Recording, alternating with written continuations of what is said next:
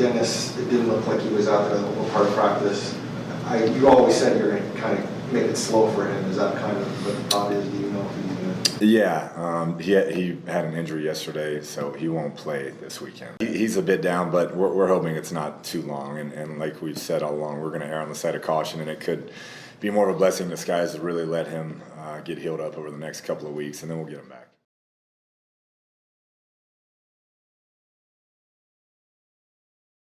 PHNX Cardinals podcast presented by DraftKings Sportsbook, America's top-rated sportsbook. Be sure to download the app today using the code PHNX. You're going to get $200 in free bets after placing just a $1 bet on any NFL game this weekend. So we already spilled the beans on the bad news. The Cardinals, they started the week. Everyone was healthy, but unfortunately, Dennis Gardeck could not remain healthy. So linebacker, special teamer, and a team captain, now he's out. Craziest thing about it is I'm pretty sure they were not tackling this week in practice. That to me has to blow my mind. Like, how can you get hurt doing nothing, trying to do nothing? Yeah, but how do you get hurt doing, like, they're not tackling. They're not wrestling each other. They're not doing anything physical because we didn't want to mess the mojo up of going into this week with all our players, and now we're in a situation where he's out this week. That's sad to me. Yeah, I think they're in a decent position, though. Outside linebacker remains one of the deepest position units on the team, and I always thought that not rushing him back because he knows his body. I watched him in training camp. I didn't think he looked great. I didn't think he looked bad. He had a big knee brace on, and I'm like, that seems fast when they activated him. And even Kingsbury said today when you were at practice, Chierstin, that might be a blessing in disguise to get him fully healthy and ready to go. Remember, they've got Devon Kennard, who they're paying, I think, like $7 million guaranteed to be a backup outside linebacker this year. So I do think with Marcus Golden, Chandler Jones, you can kick J.J. Watt to the edge in a 4-3. They'll be okay in terms of defensive pressure. And if Vance Joseph can do anything, he manufacture pressure on the quarterback. I think really where it hurts the team is special team coverage. You already lost Trent Sherfield in the offseason to San Francisco. What does their coverage look like week 1 against Tennessee? But it sounds like he's going to be out multiple weeks. Johnny, thank you for saying my name because you reminded me that I didn't introduce any of us. That's all right. I'm Chierstin Susel. He's Johnny Venerable, and we have Frank Sanders over here on my right. Woo-woo. They let us back in the building. My key worked tonight, which was exciting. That's wonderful. Mine too. We're all here. We made it in the building. My first thought on Dennis, so you mentioned the knee brace. So he had surgery on his ACL back in January. He slowly made his way back. He returned to camp or made his debut in camp the same day that J.J. Watt did. Mm-hmm. And it was like a huge celebration. Yeah. And we were all sitting in the media room waiting to be able to go out to practice. So it was pre-practice, and all of a sudden, like, it felt like the walls were like shaking. And so we asked some of the players about it, and that was Dennis blasting his EDM music in the locker room. Nice. And they were just dancing, whatever they were doing in there, just celebrating that he was back, JJ was back, and I know that he was really excited to get back on the field. So I feel for him. We don't know, the extent of the injury. We know something's going on with his hand, but it could be several weeks before he's back on the field. Yeah, it's a 17-game season, and I think precaution is key. And what's nice now about the NFL and the rules in place. Remember the old IR? I know Frank does. Mm-hmm. When you put a player on IR, essentially half their season was wiped out. In the 16-game season, half of the season, you had to miss 8 games. Now you can kind of pick and choose, and I think that's advantageous for a Cardinal team that for the first time, really, and Kingsbury said it today, since 2015, they feel like they have a lot of depth. Steve Keim, rather, said that. This is their deepest team, and so while it's not ideal, you can get by with it, assuming the special teams coverage isn't, super vulnerable this weekend. I agree. I just more so feel for the guy. I do too. I think that, everything about him is all emotional, all energy. And being on the road in a hostile environment, you want that guy in your locker room. You want that guy in the field. And I do feel bad for him. I mean, one injury to another, and it's holding him back from having the opportunity to go out and play and do what he loves to do. I feel bad for him, but I'm with you, JV. I think that, it's a long season, and he's in a good situation. He doesn't have to rush back. He has an opportunity to kind of develop. I think what I love more importantly is that they want him. Yeah. It's not like he was a top draft pick. So they want him. They want what he brings to the table. He's an active guy on the defense, and he brings a lot to the table. And if the team is willing to give him that time to get himself back right, I think that's pretty awesome. So I like that. I like his situation right now. Something tells me that if the playoffs were on the line and this was the fourth quarter of the season, I agree 100%. He would probably have like a club on his hand, like Buddha had last year, and like the great Larry Wilson had. He would find a way to get out there. It's so early in the process. We haven't even kicked off the first game yet. I'm sure they're just like, take a couple weeks, get right. We'll have you for week 4, week 5, and we'll kick it off there. Well, another guy that's been battling injuries the last 2 years, but hey, he did something that he hasn't been able to do in 2 years, and that's make it to week 1. That's cornerback Robert Alford. Today, he also spoke with reporters. He addressed what it's going to be like going up against Derrick Henry and how he thinks he's going to feel when he's out there on Sunday. We've got his sound. I mean, that's his thing. He loves to steal for him. But at the end of the day, man, it's mano a mano. Man, you got to have heart. You got to be able to just come up and tackle. I mean, that's the game we play, man. It's football. It's tackling. You got to be physical.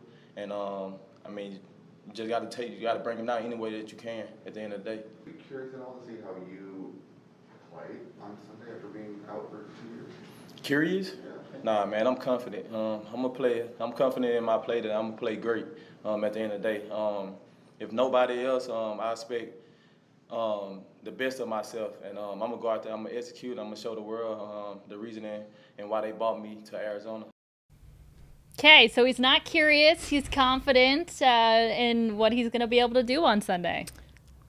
No, go ahead, JV. I love what you bring to the table. Well, man. man, I've been waiting to see Robert Alford play football with the Arizona Cardinals for 2 years, and it's surreal now, and I didn't think it was going to happen. I was fairly confident that he would be a cap casualty in the spring, and he was. They cut him, and they saved a ton of money. He signed a 3-year bloated deal the year they hired Cliff Kingsbury, and a lot of people were excited because they were going to pair him with Pat P. He had the big Super Bowl interception to Tom Brady once upon a time, pick 6, and then he never played. He had 2 fluke injuries in the preseason. You felt for the guy, but just like it's not meant to be. And now we fast forward to this Sunday, and he's going to be one of their starting outside corners. And whether that tells you about where they're at from a cornerback standpoint, that's neither here nor there. But just the fact that he came back, he's on what equates to a vet minimum deal. He's trying to prove to the Valley and to probably his coaching staff that, hey, I'm the guy you thought you had when you signed me 2 years ago, and let me go out and prove it. So he's a guy to root for. I am in awe of him right now. I know how hard it is. Let me say this. I don't know how hard it is, and most of us don't, in regards to missing your job for 2 years, getting paid a salary that you actually didn't work for because of injuries. And once that injury, you have to go through the entire process of allowing yourself to heal. Once they've already made the transition that you cannot play this year, they bring in other guys, so that's money that they have to allocate for these other guys that they just brought in. You're sitting here driving up every day, walking and looking normal once that healing has taken place. And while we're still losing, and you have to feel like you're stealing, but yet you've earned it, but you didn't really play for it. And I always say it's a proof it's sport. We always want to be in our business where once they pay us what we deem ourselves to be worthy, or what the market has deemed us to be worthy, we want to show up and play it. And then you don't get a chance to do it off of injuries. And those are the two, injuries are something that happens consistently. At his position and what he has to do, the mental toughness to still want to do it, the conversation he just talked about, the confidence that he just tried to exude. I like everything he's saying, but when Sunday happens, he still has to show up and prove it and hope that this entire season that he can get through it without any injuries. And that, to me, I marvel at the man right now, because I know for a fact he's itching to get out there, but knowing that he can't, he don't want to get hurt. Mm-hmm. So do you play 100%? Or do you play 70%? Or are you out there running and banging like a little kid? This is not the young 30-year-old guy they brought in the first time. This is about to be a 33-year-old man who had to take a pay cut.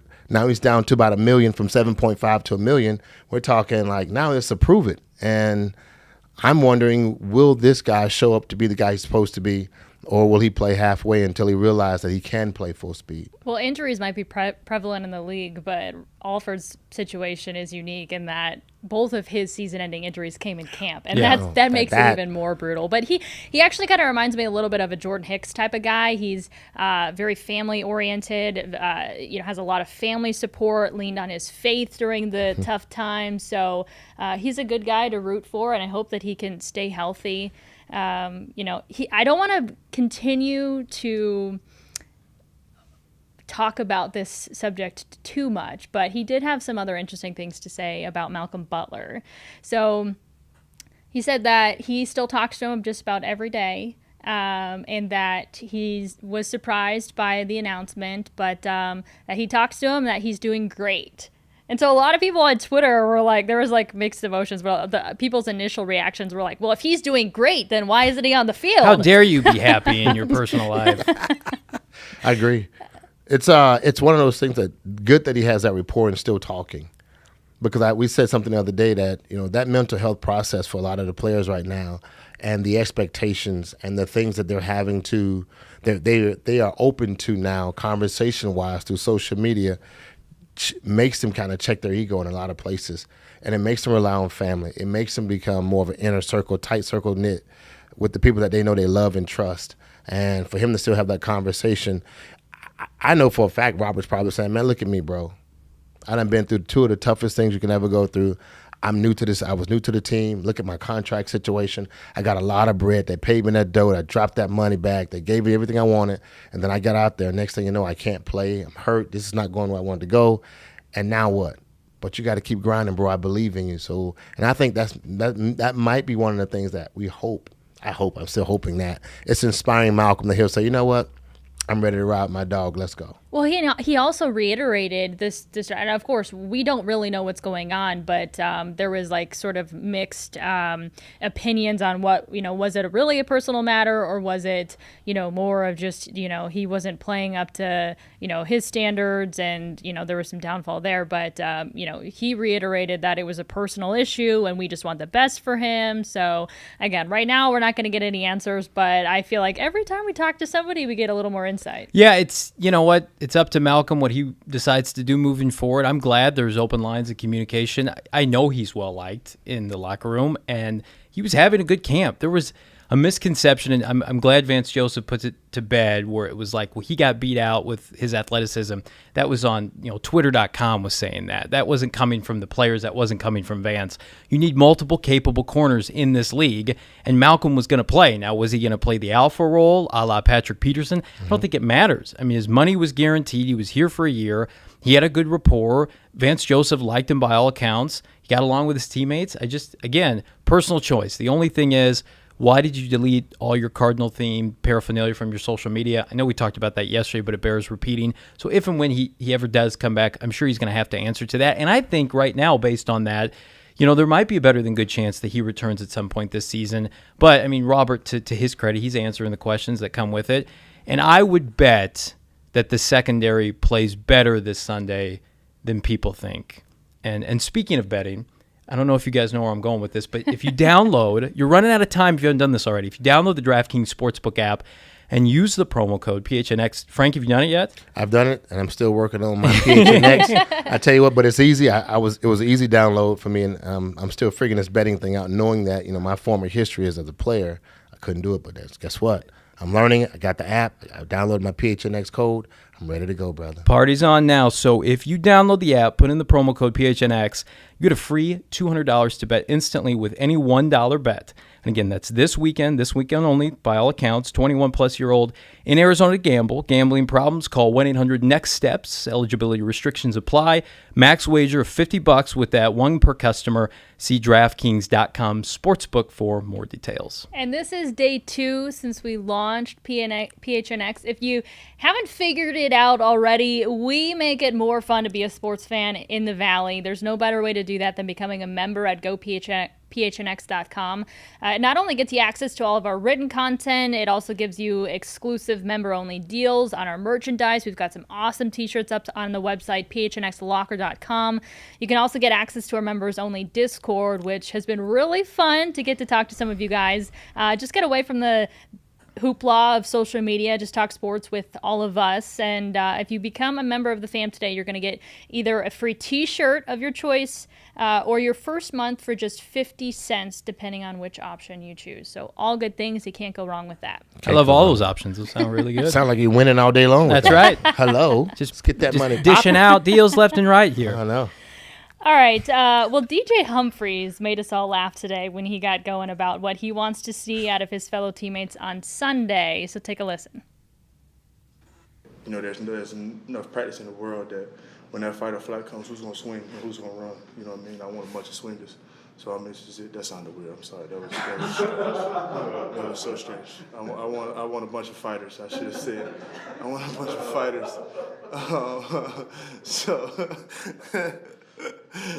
Like I said, though, that's the part I'm looking forward to most, not the swinging part. That was a little strange. I'm sorry.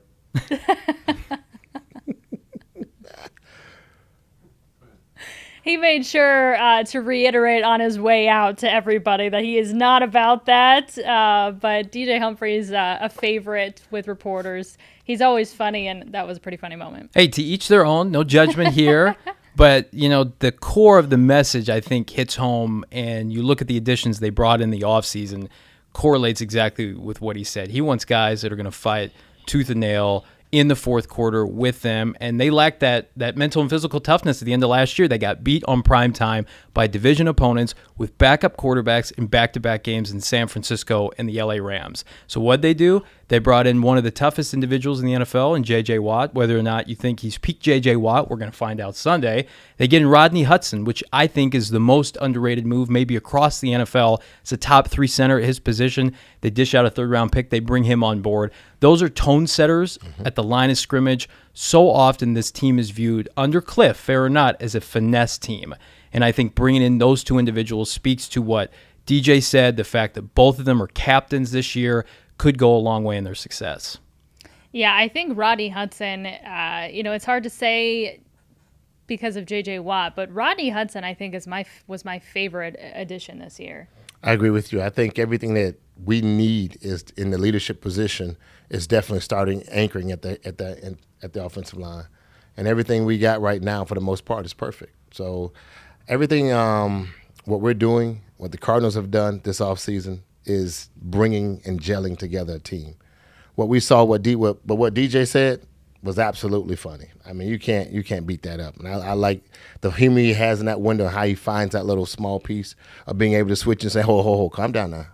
I'm not talking about this, I'm talking about that. But I agree with you, JV. This team has the pieces to get out and scrap with some people. Last year was a slap in the face. It really was. And if you was on that team, you went in that locker room, you knew you had some teams that you could have beaten, but you got your butt smacked up. And I like the argument that he is right now. I like the tone he wants to set. And the things that you got to say to players is that you want guys that will come out and fight, and you want guys that are swingers, but swingers on the but not field. that swingers kind of on the field. So, but I do Swingers like off the field, it's up to you. But that's the mindset and the attitude I like. I like when your offensive line talk dirty. Well, DJ's key to the game might be to just have a bunch of swingers out there, but my key to the game is going to be on the offense. Control the time of possession. Don't go 3 and out to get out to a fast start. I just have too many concerns right now on the defensive side, especially with rookies at key positions. Zaven Collins and Mike Backer. We're going to see, we're inevitably going to see Marco Wilson at corner. So I guess that's my key. Well, you hit the nail on the head because the offense has not looked good in the preseason. They went 3 and out consecutively, I think 3 or 4 straight possessions against Kansas City. They picked up 1 first down. Kyler Murray and the offense picked up 1 first down in the preseason. Think about that, the first team offense. Are you kidding? And so, yeah, that's one true. First down? Now, Kyler only played that 1 game, but they picked One up 1 first first down. down. It One was first down? on Kyler Murray running the football. It was a hard to broken watch. play. Jeebus. So, to your point, Chierstin, absolutely, if this offense stalls against this opposing offense with Derrick Henry, I think it's not fair to Vance and this group of improved individuals defensively, Zaven Collins, J.J. Watt, because they will get worn down no matter how good they are defensively. Even if they're the 2000 Ravens, it's not going to matter if the Cardinal offense can't start fast. And so I'm with you. Long, sustained drives. You have Matt Prater now, so you're not forcing the issue on 4th down. Too many instances last year with Zane Gonzalez on your side of the field where you felt like, maybe should we punt here? We don't have confidence Zane can go from 50-plus yards out. We'll continue and force it on 4th down, subsequently give the defense a short field if you weren't to get it. So they can just be much more methodical now. But I'm with you. The addition of Rodney Hudson, especially in the pass game versus interior pressure, was such a liability last year. And no disrespect to Mason Cole, but it's not the edge pressure that haunts the Cardinals and Kyler Murray, because they've got, in my opinion, 2 of the best tandem tackles in the league with the aforementioned DJ Humphries and Calvin Beachum. Last year, when Justin Pugh was nicked up at the end of the season, what went on at right guard. They had to replace J.R. Sweezy, and then Mason Cole, they shipped him out of town after that Week 17 game against the Rams. Now you have Rodney Hudson, and you can solidify that interior offensive line. Is it fair of us to try to or allow Week 1 and Week 2 to be preseason game 3 and preseason game 4? Is it a fair statement? Is it a fair question? Is it a fair question, though? I would say no. It doesn't matter. I mean, because not all your starters even play in the preseason. Yeah. So that's just throw that out the window. But that's why I'm asking. We got so many new pieces. They have not played 2 quarters together. Now I know we got a bunch of stats and a bunch of hope. I'm with you. I'm just asking. Tennessee's been COVID-ridden the entire training camp preseason. They've had COVID close contacts left and right. Ryan Tannehill just returned to practice on Monday. So if we're using that as an excuse for poor play and they get outplayed, that's going to be a hard pill to swallow come Sunday afternoon. Were you saying because inevitably there's growing pains, or are you saying because there was one less I'm saying because, game? well, look, we got 17 weeks now. They normally have 4 preseason games, so now they're down to 3. Right. They missed one because of, Hurricane Ida, so that changed the narrative when it was getting ready to play the Saints. So typically that would have been the game that would have given them at least 3 quarters to play. That unit, maybe the complete offensive unit, or Kyler would have gotten more snaps. Guys would have gotten more snaps offensively and defense. The first unit typically plays more in the 3rd preseason game. I'm only asking this question because it is a solid position, because most teams that don't start off really great, they start out really bad in the first couple of weeks because they have not gelled enough with all the new pieces and the new add-ons in the first and second game. Now, just one more thing, Jay. All right. Just real quick. I'm going to make a counterpoint here. Because my counter to myself would be, we watched last night's game on Thursday night, and we saw 2 experienced quarterbacks, 2 experienced teams that have played together for a long time. Tampa had every one of their players came back. Even the janitor from 2 years ago came back at Tampa, so it didn't even matter. And Dallas had most of their stars come back. But we are a new team that we just put together. So I'm playing that role because I know can appreciate that it looks like that this team has not gelled yet. Not one bit. They have not played one bit. One first down. I agree that they have not gelled. Okay, so. But last year there was no preseason, and they opened up against the NFC Championship, San Francisco 49ers on the road, and played maybe one of their most complete games of the season, acclimating DeAndre Hopkins in the process, where we hadn't seen him play in the preseason with Kyler Murray. So I'll push back slightly, but I agree. They have not had their complement of weapons. Rondale Moore, A.J. Green, DeAndre Hopkins, and Christian Kirk have not played together as a foursome in the receiving core. J.J. Watt hasn't played a preseason game. We haven't seen J.J. Watt really live at practice, maybe for the last 10 to 14 days. That's been it. So it's exciting because there's a lot of unknowns, but I'm with you because it could take a little while. So we've had a lot of players come out and say, they just wish there was no preseason, just get right to it. So are you saying that you enjoyed, you really benefited from the preseason? Yes. Excuse me. Yes, you do. Yes, you do. You benefit from the preseason. I mean, if you're an older guy, no, you don't want to play the preseason. Heck no. Let the young guys go figure it out. But if you're talking about everybody gelling, you got to have the older guys out there. You have to have that. That's why I say the older guys don't want the preseasons, because they already got their money. And you want a little tip?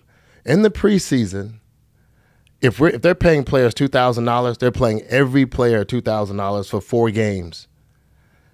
The contract money doesn't come into play until the first regular game.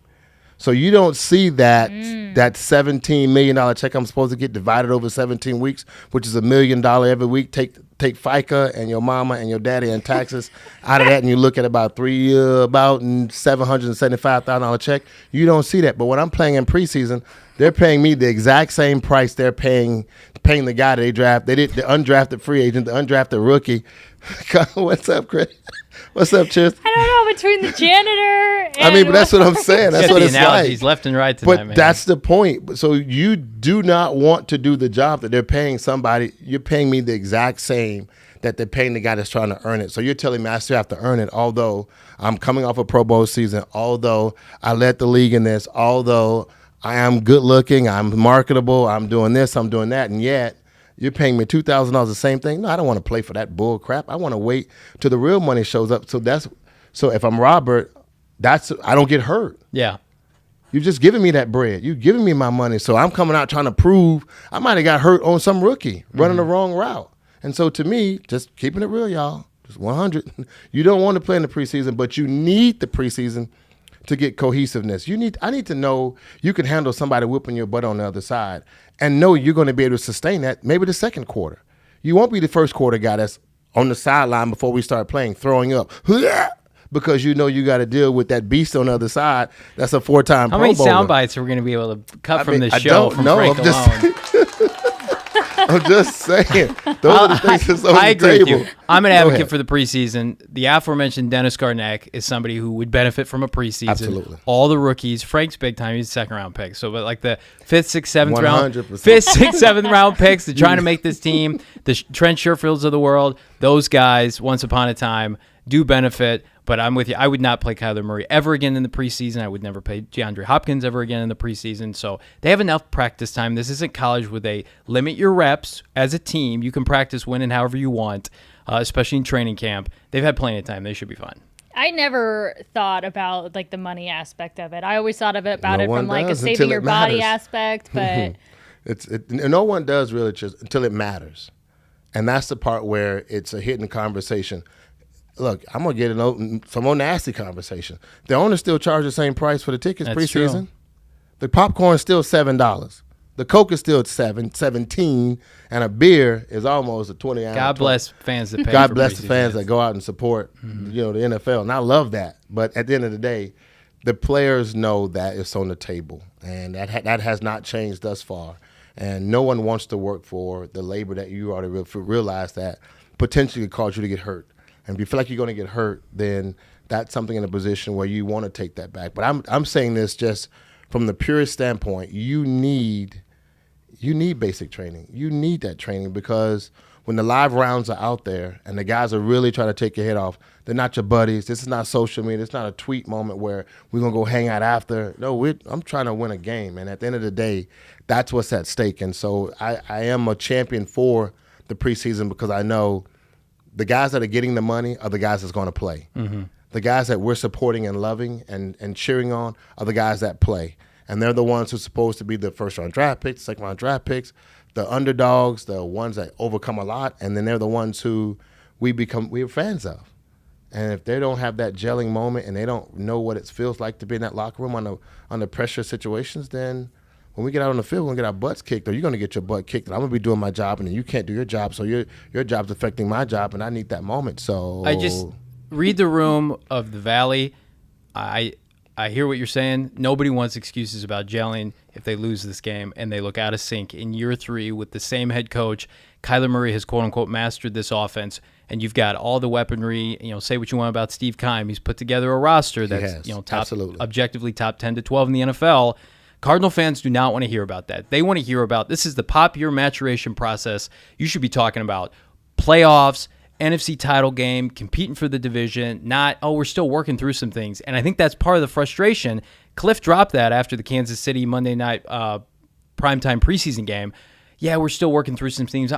We're hiding some stuff. Nobody wants to hear that. They want to hear that this is going to be a quintessential top 5 offense, and they're going to produce and win on Sunday. True statement. both teams are struggling with their own stuff early here. So pretty evenly matched. DraftKings has the Cardinals as just 2.5-point dogs in this game. I also downloaded the DraftKings Sportsbook app, used the code PHNX, placed a $1 bet, and now I've got $200 in free bets, some of which I'm putting on the Cardinals. So for my DraftKings pick of the week, I'm taking the points. I think the Cards are going to find a way to get it done and win outright. Chierstin's been watching our gambling show because that was one of my locks of the week too. I do think the Cardinals are going to win outright, and I think plus 2.5. Vegas is telling you the Cardinals, because I'm going to give you a little gambling lesson here. If a home team is favored right around 2.5, 3 points, that's just equates for home field advantage. Vegas views both of these teams as very evenly matched. I did not know that. That's what I'm So saying. there you go. So if you see a line moving forward, all of you at home, if you see a line 2.5, 3, for the most part, it's an even game. It's when you get into the 5, 6, 7, 8s where it's potentially really lopsided. But you hit the nail on the head. Cardinals have an opportunity to go into Tennessee. Tennessee facing a lot of adversity. We talk about the Cardinals' adversity in their secondary. For the most part, they're healthy. They've got consistency on both sides of the ball. Same two coordinators. The same cannot be said, and I think this is not talked about enough. Tennessee had to replace their offensive coordinator. He is now the head coach in Atlanta, Arthur Smith. You guys know who Todd Downing is? Probably not, right? Because he was fired as the offensive coordinator of the Raiders in 2017. He wasn't very good. He's been middling around the NFL. I think he was the quarterback coach or maybe the tight end coach last year. They promoted him from within. He is not Arthur Smith. So you're talking about replicating the offense from a year ago that was top 10 in the NFL. You lose Jonnu Smith. You lose Corey Davis. No one's practiced consistently together. They've had two interior offensive linemen out. So the Cardinals are in a much better position to win this game, even though it's on the road, than Tennessee is. You know what? I'm going to my DraftKings app. There you go. I'm going to double down on my Everybody should do it right now. I'm going to double down on it and go from $1 to $2, maybe $4. We know producer the way you're Jacob already dropping this did that knowledge as on me, I well. love it, bro. This is We like do this research here to help serve you. Now, this is not a supplemental income. This is, fun money, disposable income that you have. And if you don't have that, maybe sit this weekend out. Although if you have $1, you can do it. But future weeks, be careful. Yeah, no, this is the week. If you don't got the money, this is the weekend to definitely do it. Yes. All right, well, I want to take a turn here to a little something more serious. We're coming up on the 20th anniversary of 9/11, and we always remember Pat Tillman for his sacrifice after 9/11, deciding to leave the NFL and enlist in the military. And Frank, you were actually his teammate, and so I want to know what it was like being Pat's teammate, and if you have a few stories you can share. I do. It was different because at the time he got there, Vince Tobin was the head coach, and Vince Tobin was our locker room was offensive side and defensive side. And then Vince was like, man, forget that. We're a team. There's no individuality here. We want to mix our lockers up, and we're going to have one offensive player, offensive player, defensive player. Pat happened to be my locker mate. And there were many times, and even on our buses, when we would go to the games, he didn't want offensive bus and defensive bus. Now, we've been doing offensive bus since Little League and defensive bus since Little League. And if you was just in between Dennis Gardeck and you just decide what bus you was going to get on if you was a special team or a top-tier special team guy, so it didn't really matter. Vince Tobin changed all that, and Pat happened to be my locker mate. I thought it was something where we brought him in. He seemed like a guy who was definitely going to make the special teams guy. He was going to make the roster some way. He had a lot of energy, a lot of attitude about himself and belief that he understood what it was like to be on a team. He also came in with Jake Plummer, so I thought that was another additive, another ASU guy. But his decision to not pursue and continue his NFL career was here's how this happens. And I did this in my mind this day, and I was thinking of a correlation of it, was my 2002 season was my last season with the Arizona Cardinals. And his 2002 season would have been his contractual moment. He was up for contract. And so I'm coming back in the locker room, coming back in the building or through the gate, the entrance where we normally go at, down on the third basement level. He's coming out. And I'm like, what's good? What's good, Pat? What's happening? Did you get your contract? What's going on? He said, nah, bro, I'm going to the Army. I said, you going to the Army? You doing what? He's like, yeah, I'm going to the Army. And I said, but why? He says, nah, man, there's so much going on right now. Me and my brother, we're going to the military. We're going as Rangers. I said, bro, you turned down a lot of money. He said, I know. He says, but I got to do something with my life. Me and my brother's doing it. We've already made the decision, and I'm out of here. I said, bro, God bless you.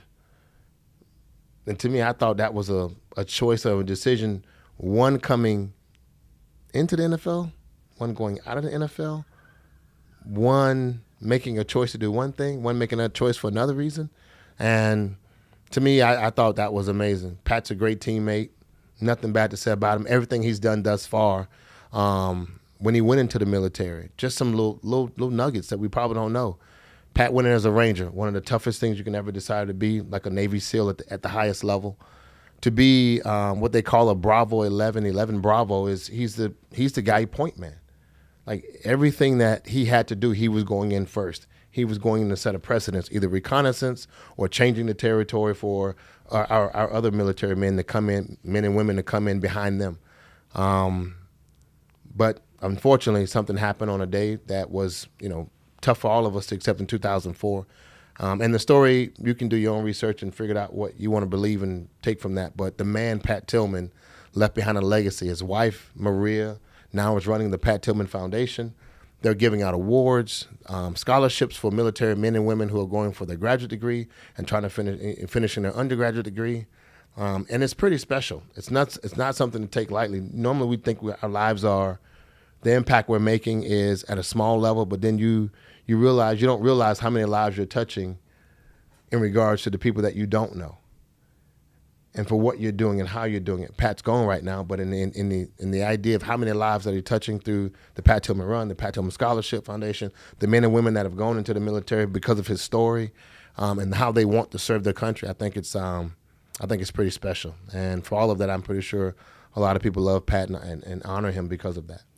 I've heard so many stories about him just marching to the beat of his own drum. I mean, first and foremost, deciding to enlist in the Army and leave, a huge contract in the NFL. I mean, that's definitely, if I don't know of anything else, I mean, that's definitely marching to the beat of your own drum, but also riding a bike to the facility. For the most the guy that did not want to pay attention to rules, or the guy that just was opposite of the rules, flip-flops, pajamas, and a white T-shirt on a beach cruiser coming to work every day from his apartment complex that was just down the road. He never spent money. He never wore any flashy jewelry or anything like that. Vince Tobin instituted a dress code policy.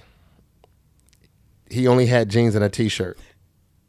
And I meant a white T-shirt, not like a red or a blue one or an ASU T-shirt. Like an undershirt type jeans, flip-flops, and a T-shirt is what he wore to the games. And we had to get him a jacket. Just to get on the bus, he had to get a jacket to get on the bus.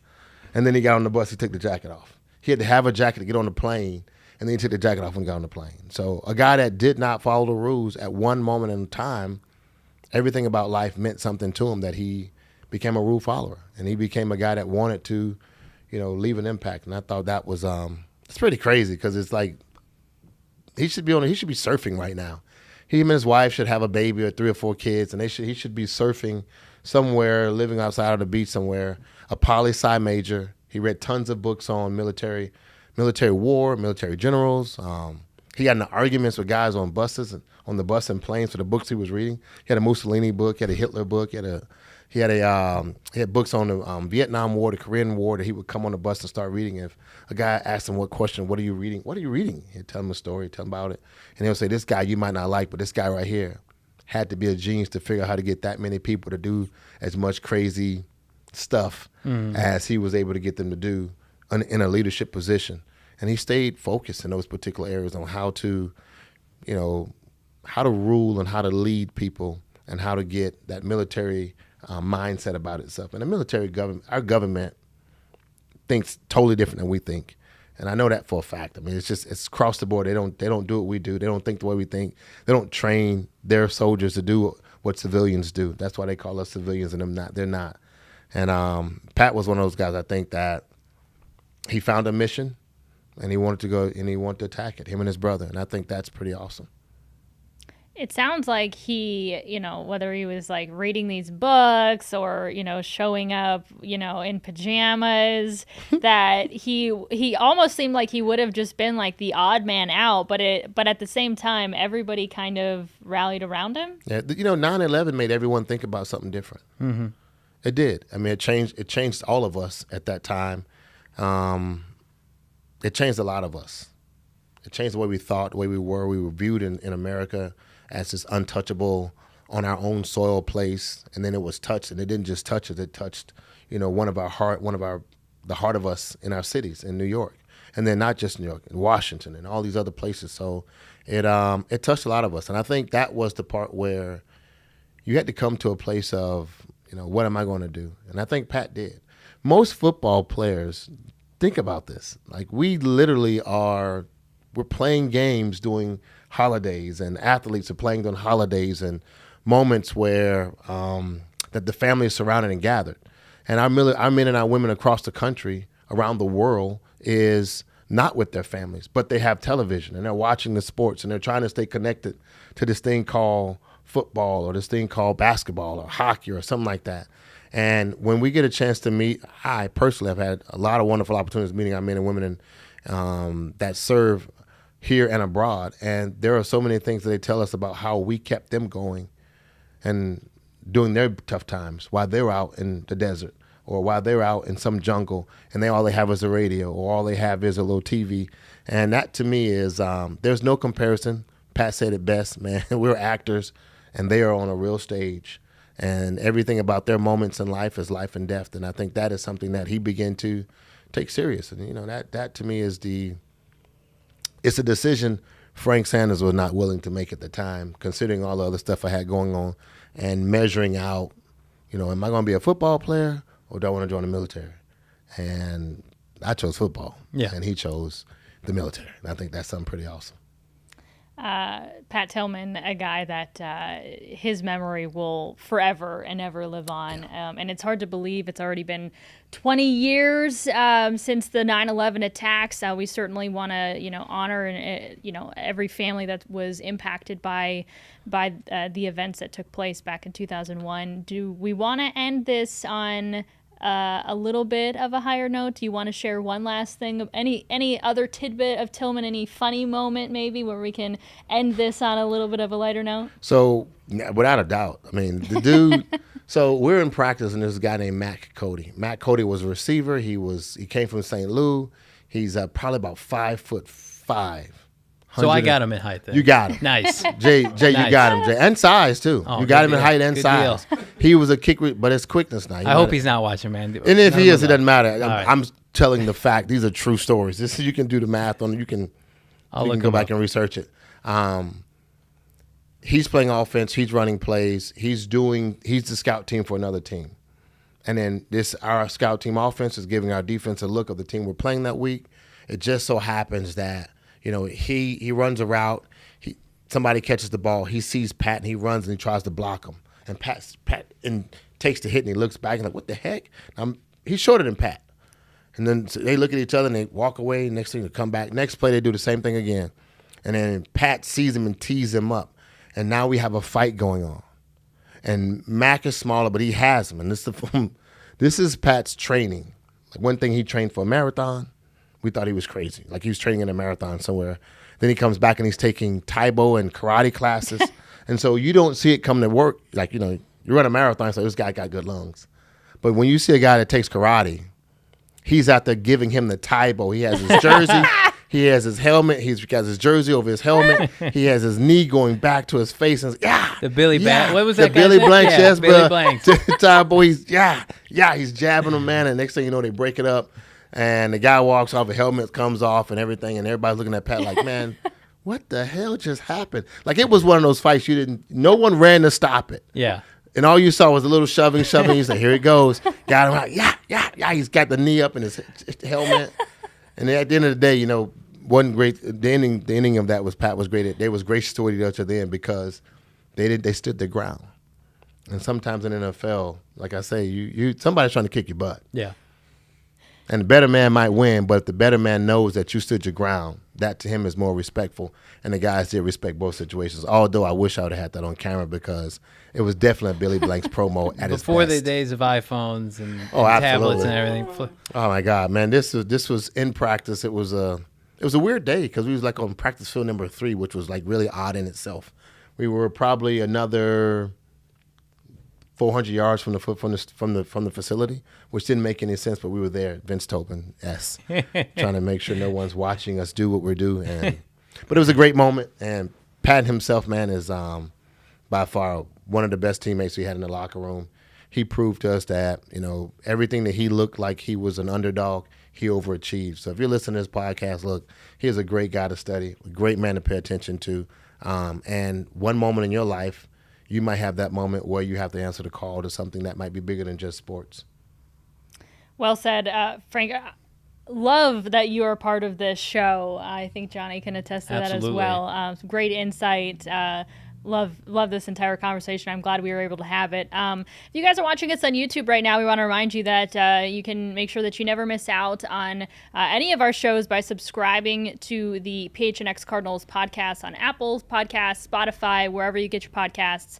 And then if you're hearing us on one of those apps, we are cranking out awesome content on all of Arizona's major sports teams on our YouTube channel, PHNX Sports. So make sure you subscribe to the channel, hit the bell to sign up for alerts every time we drop new videos. And then finally, you can follow us along on social media, Twitter, Instagram, and Facebook by following us at PHNX_sports. We will, I guess, next time we are all here, it's going to be game day. So we'll be back on Sunday for a post-game show, and hopefully Cardinals win. Thank God. We've talked so many rankings and preseason and free agency and the draft. It all accumulates to this Sunday finally. I can't wait. We'll see you then.